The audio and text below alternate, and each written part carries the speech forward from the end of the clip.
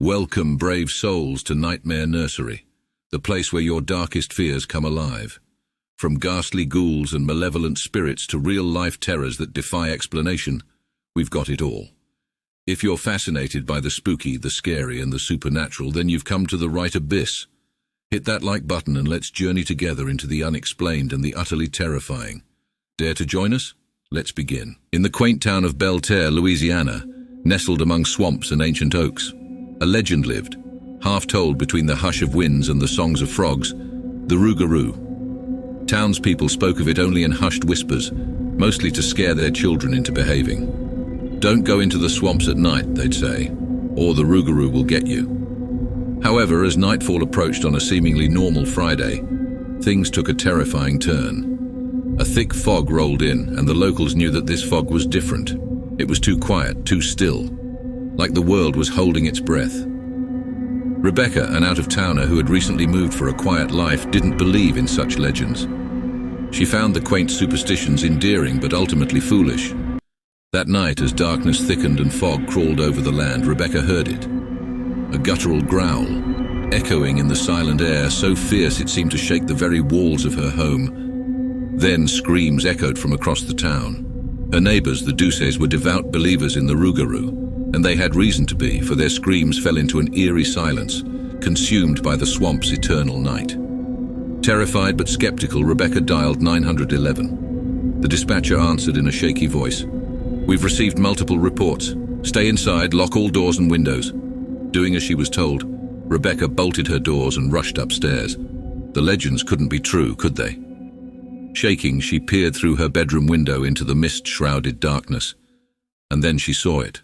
Eyes glowing an unholy red, piercing through the fog. The eyes darted closer, accompanied by the sound of claws scratching earth. She drew the curtains and retreated, trembling. The growls grew louder, now right outside her door.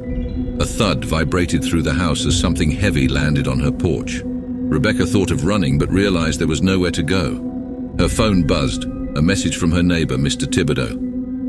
"Do you have salt?" Confused but desperate, she replied, "Yes, make a salt circle now."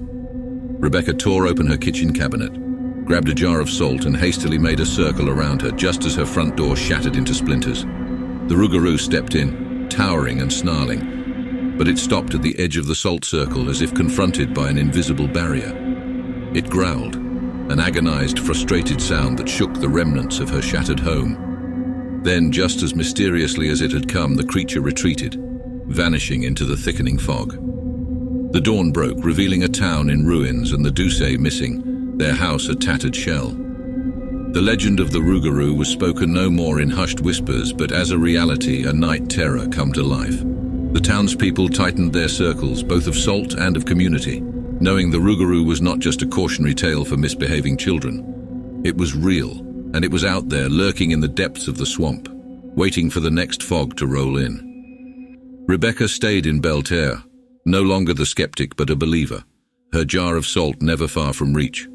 For the legend of the Rougarou had proven its terrible existence, reminding everyone that some myths are born from truths too horrifying to comprehend.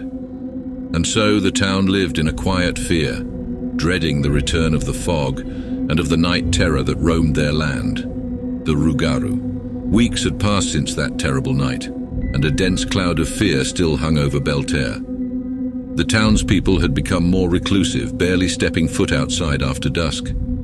Rebecca noticed her neighbors stocking up on salt and drawing intricate symbols on their doors, each with a prayer whispered under their breath. The police were clueless. All the evidence pointed to animal attacks, but no animal they knew could wreak such havoc. The Duces remained missing, and the town, already small, seemed to shrink even more, drawing its residents closer in a fearful huddle. Rebecca had left her skepticism behind. Every night she meticulously lined her windows and doors with salt, a barrier she hoped would protect her from the nightmare that stalked the swamps. But deep inside she knew this was no permanent solution. When the town hall meeting was announced to address the recent events, Rebecca decided to go. The atmosphere was stifling, a mix of dread and determination hanging in the air. "Something has to be done," Mayor Broussard began. "We can't live like this. Now, I don't know if this Rougarou business is true or not, but whatever it is, we need to stop it." Voices erupted from the crowd, suggestions of hunting parties and setting traps. Others spoke of rituals and ancient prayers. The room was a cauldron of chaos until Mr. Thibodeau, the eldest resident, stood up. His voice trembled but held an air of authority. "We're dealing with an ancient evil rooted in the swamps for centuries. Guns and traps won't stop it. This creature is a spirit, a malevolent force that is intertwined with the land itself," Mr. Thibodeau continued. "We cannot destroy it with mere weapons. We must find another way, perhaps an ancient rite or ritual that can banish the creature back to the depths from which it came." Murmurs filled the room. Skepticism intermingled with fearful nods. "And who knows these rites? Do you, Mr. Thibodeau?" asked Mayor Broussard. "I may be old, but my memory isn't that ancient." Mr. Thibodeau chuckled weakly. "However, my grandmother passed down stories and remedies, folklore and traditions.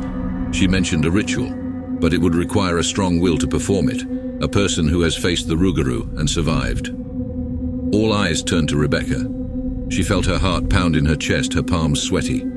She had indeed faced the creature and lived to tell the tale. "Are you willing, Rebecca? Will you stand against this horror for all of us?" Mr. Thibodeau asked, locking eyes with her. Taking a deep breath, Rebecca nodded.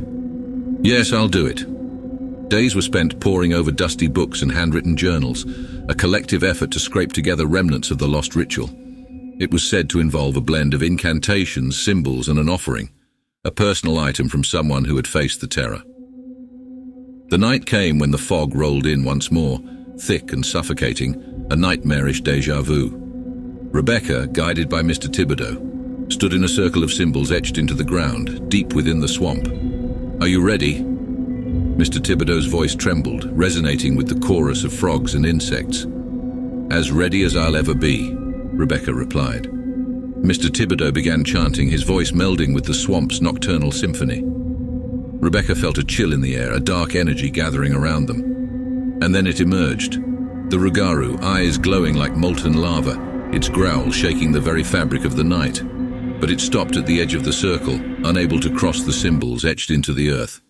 Now it was Rebecca's turn. She placed her locket, an heirloom from her grandmother, in the center of the circle and began reciting the incantation. The Rugaru snarled, its form quivering as if being pulled apart by invisible forces. As she spoke the final words, a blinding light burst from the locket, enveloping the creature. With an agonizing howl, it disintegrated, dissolving into the swamp as if it had never existed. The dawn broke over a new day and a new Belle Terre. A weight had been lifted, the fog of fear dissipated. People emerged from their homes, eyes meeting in a shared sense of triumph and relief. Rebecca became a local hero, a part of the community in a way she had never imagined. Yet she knew that the victory was not hers alone. It was a collective healing, a community pulling together to reclaim their land and their lives. But as years turned into decades, the tale of that night became another legend told around campfires, an eerie bedtime story for children. The town returned to its quiet ways, the Rougarou relegated to the pages of history, or so they thought. Deep in the swamp where the fog is thickest and the moonlight never penetrates, a growl echoed once more. A warning, a reminder that some evils are never truly vanquished, merely lying dormant, waiting for their time to rise again. And so the town lived with a subdued fear, a humble respect for the land and the mysteries it held. For they knew that legends once awakened are rarely put back to sleep. "Wow, you made it through. You're clearly one of us, a true thrill-seeker. If you want to keep exploring the mysteries of the unknown and the hair-raising, make sure you don't miss out. Click that subscribe button and ring the bell so you're always in the loop. If this story gave you the creepy crawlies you crave, be sure to give it a thumbs up and share it with friends who share your taste for terror. We've got plenty more where that came from. Until next time, sweet dreams, or shall we say, thrilling nightmares.